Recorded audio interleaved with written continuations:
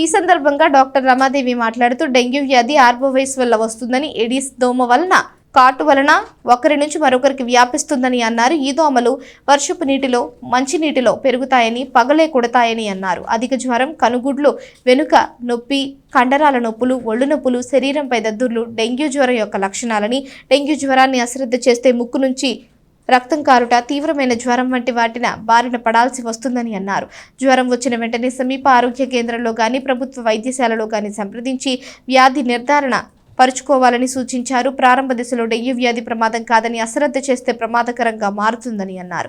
దోమతెరలు వాడుట, రాత్రి వేళల్లో తలుపులు, కిటికీలు మూసుకొని ఉండుట, వాటి వలన ఇంటి ఆవరణలో నీటి నిల్వలు లేకుండా చూసుకుంటూ ఉంటే జాగ్రత్తలు తీసుకోవాలని తెలిపారు. కార్యక్రమంలో సబ్ యూనిట్ అధికారులు మంగళం పొన్నారెడ్డి, శ్రీకంఠ ఉమాకాంత్, ఆరోగ్య విస్తరణ అధికారి అంటే బాలచంద్రమౌళి, దాసరి నాగమల్లేశ్వరరావు, సంక శరద్ బాబు, షేక్ నవీద్, ఏఎన్ఎంలో వీరింకే అనిత, నేల బాబీ, మాతంగి సుజాత, సిహెచ్ పూజ, ఆశా కార్యకర్తలు, పాఠశాల సిబ్బంది పాల్గొన్నారు.